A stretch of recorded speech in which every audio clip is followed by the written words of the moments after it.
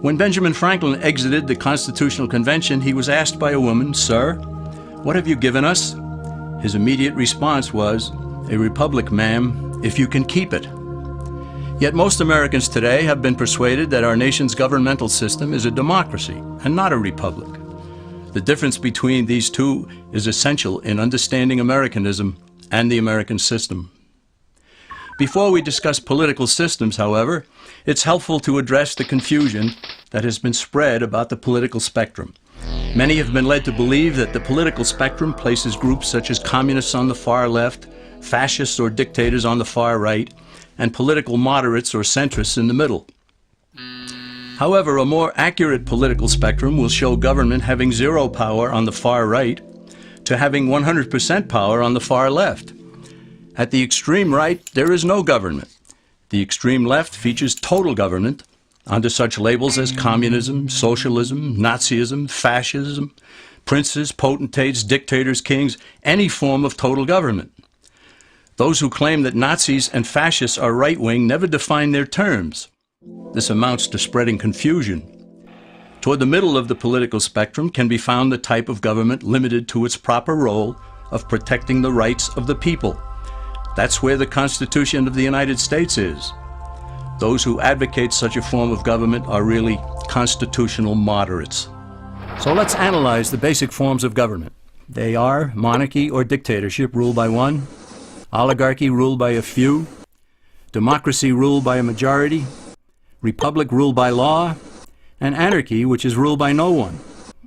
In discussing these five, we'll see that they can be narrowed down to even fewer. Looking first at monarchy or dictatorship, this form of government doesn't really exist in the practical sense. It's always a group that puts one of its members up front. A king has his council of nobles or earls, and every dictator has his bureaucrats or commissars, the men behind the scenes. This isn't ruled by one, even though one person may be the visible leader. It's ruled by a group. So let's eliminate monarchy, dictatorship, because it never truly exists. Oligarchy, which is ruled by a group, is the most common form of government in all history. And it is the most common form of government today. Most of the nations of the world are ruled by a powerful few, and therefore oligarchy remains. At the other end, we find anarchy, which means without government. Some people have looked over history and found that many of its worst crimes were committed by governments, so they decided that having no government might be a good idea. But this is a mistake, because as the ancient Greeks stated, without law there can be no freedom. Our founding fathers agreed and held that some amount of government is a necessary force in any civilized, orderly society. In a state of anarchy, however, everyone has to guard life, liberty, and property, and the lives of family members. Everyone must be armed, and movement is severely restricted because one's property has to be protected at all times. Civilized people have always hired someone to do the guarding, a sheriff, a police force, or some branch of government. Once law enforcement was in place, the people were freer. They could leave their property, work in the fields, and so on. In short, the proper amount of government makes everyone freer. There are some who advocate anarchy, however, not because they want no government, but because they don't like what they have. They use anarchy as a tool for revolutionary change. The condition of anarchy is very much like a vacuum where something rushes in to fill it. These calculating anarchists work to break down the existing government with rioting, killing, looting, and terrorism. Tragically, the people living in such chaos often go to those best able to put an end to it and beg them to take over and restore order. And who is best able to put an end to the chaos? The very people who started it. The anarchists who created the problem then create a government run by them, an oligarchy, where they have total power. This is exactly what happened in Russia that led to Lenin taking total power, and in Germany, where Hitler's brown shirts created the chaos that brought him to power. But anarchy isn't a stable form of government. It's a quick transition from something that exists to something desired by the power-hungry. It's a temporary condition, and because it isn't permanent, we eliminate it as well. The word democracy comes from two Greek words, demos, meaning people, and kratein, meaning to rule. Democracy, therefore, means the rule of the people, majority rule. This, of course, sounds good, but suppose the majority decides to take away one's home, or business, or children. Obviously, there has to be a limit. The flaw in democracy is that the majority isn't restrained. If more than half the people can be persuaded to want something in a democracy, they rule. What about republic? Well, that comes from the Latin, res meaning thing, and publica meaning public. It means the public thing, the law. A true republic is one where the government is limited by law, leaving the people alone. America's founders had a clean slate to write on. They could have set up an oligarchy. In fact, there were some who wanted George Washington to be their king.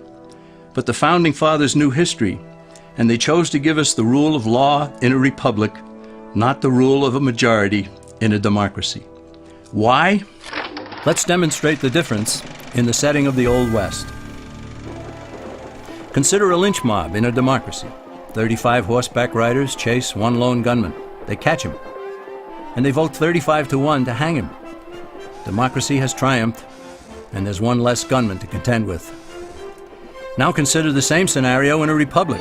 The 35 horseback riders catch the gunman and vote 35-1 to hang him, but the sheriff arrives, and he says, "You can't kill him. He's got his right to a fair trial." So they take the gunman back to town. A jury of his peers is selected, and they hear the evidence and the defense, and they decide if he shall hang. Does the jury even decide by majority rule? No, it has to be unanimous or he goes free. The rights of the government aren't subject to majority rule, but to the law. This is the essence of a republic. Many Americans would be surprised to learn that the word democracy does not appear in the Declaration of Independence or the U.S. Constitution, nor does it appear in any of the constitutions of the 50 states. The founders did everything they could to keep us from having a democracy. James Madison, rightly known as the father of the Constitution, wrote in essay number 10 of the Federalist Papers, "Democracies have ever been spectacles of turbulence and contention, have ever been found incompatible with personal security or the rights of property, and have in general been as short in their lives as they have been violent in their deaths." Alexander Hamilton agreed, and he stated, "We are a republican government. Real liberty is never found in despotism or in the extremes of democracy." Samuel Adams, a signer of the Declaration of Independence, stated, "Democracy never lasts long. It soon wastes, exhausts, and murders itself." The founders had good reason to look upon democracy with contempt, because they knew that the democracies in the early Greek city-states produced some of the wildest excesses of government imaginable.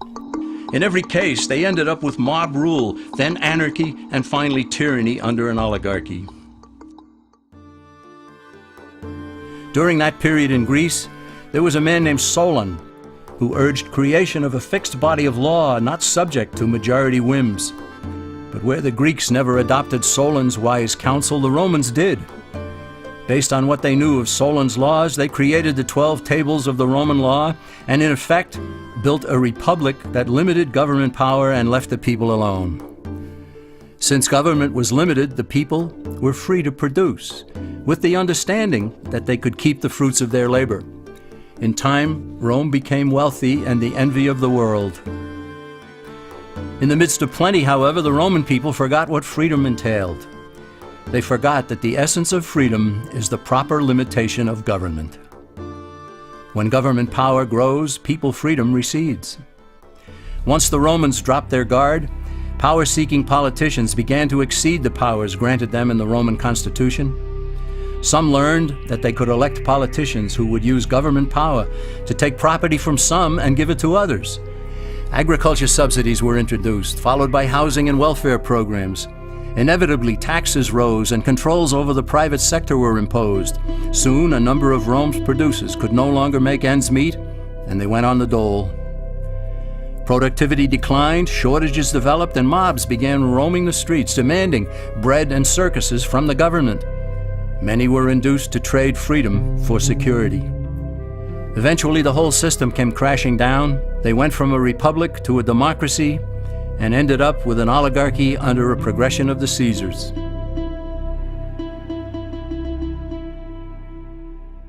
Thus, democracy itself is not a stable form of government. Instead, it is the gradual transition from limited government to the unlimited rule of an oligarchy. Knowing this, we as Americans are ultimately left with only two choices. We can keep our republic, as Franklin put it, or we will inevitably end up with an oligarchy, a tyranny of the elite.